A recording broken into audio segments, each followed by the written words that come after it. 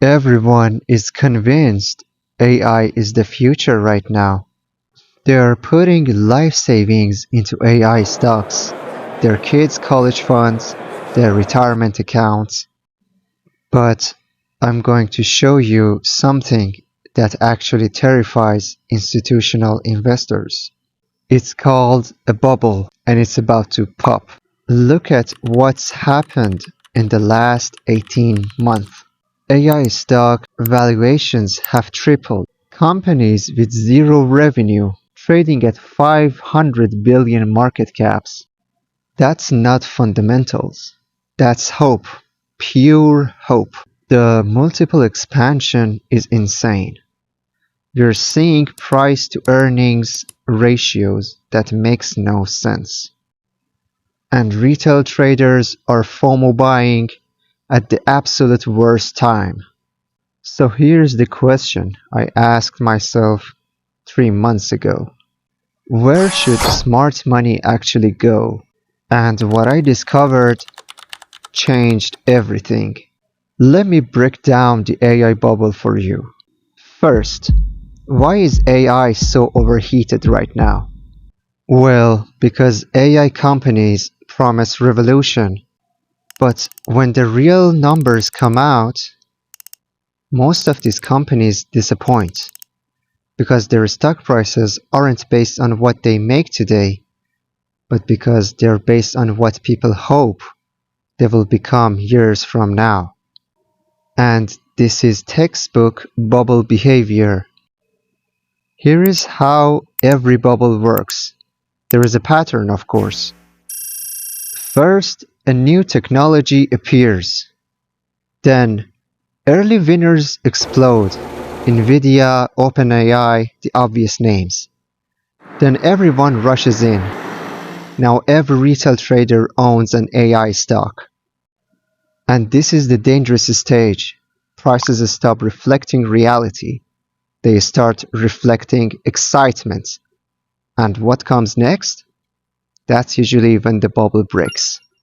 If you pay attention closely, you can see that every bubble follows the exact same pattern. You name it, .com, housing in 2008, crypto 2017. They all look identical when you zoom out, and AI looks just like them right now. Now here's the dangerous part. If this AI bubble starts breaking, trillions of dollars in value could disappear fast. And when that happens, most retail traders will still be holding the top. But here is what most people don't realize. Smart money. Institutional investors, hedge funds, the people who actually understand markets, they're already quietly moving. They are not waiting for the crash. They're positioning before it happens. And the real question is, where are they going? Bitcoin. They are going to Bitcoin. And here is why that's different from every other option on the table. Bitcoin isn't a company. It doesn't have earnings. Bitcoin isn't a bubble either. The fundamentals haven't changed in 15 years. Bitcoin is a system.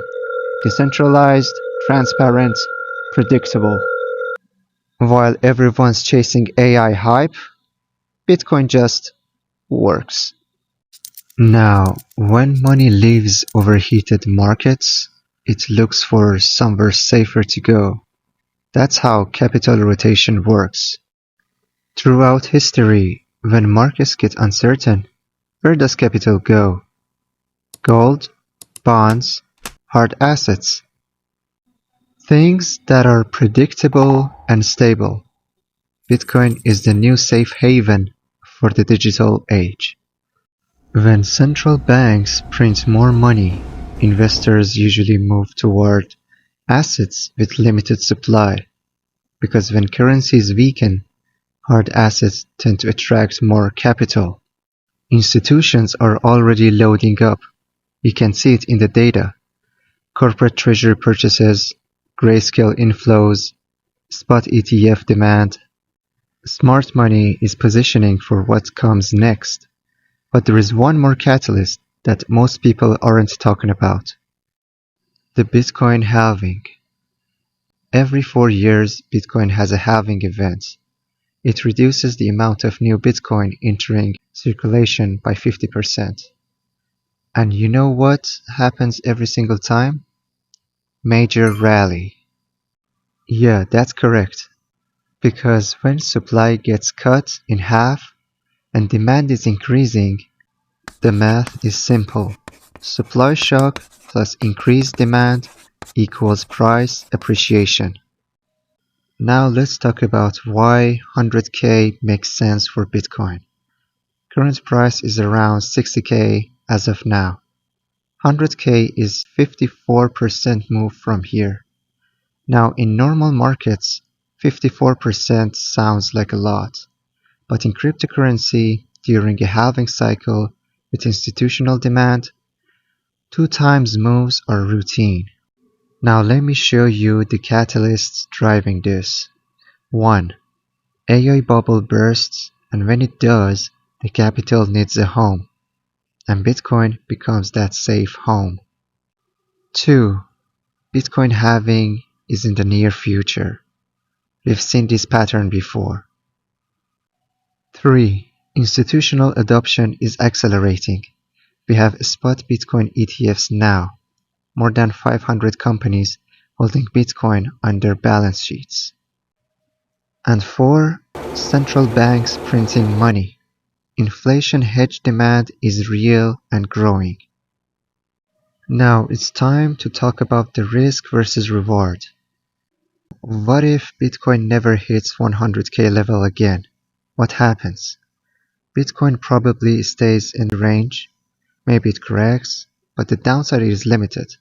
You're buying at the relatively reasonable valuations historically. Compare that to AI stocks. If you're right and the AI bubble pops, those stocks will crash 50, 60, or even 70%. But if you position in Bitcoin right now and the halving rally happens, then the 100K level for Bitcoin is the first thing that we can see in upside trend. And remember, this wasn't about predicting the Bitcoin price down to the dollar. The point here is to understand something fundamental about the market. If you want to understand markets at a deeper level, subscribe to the channel. I break down these perspectives every week.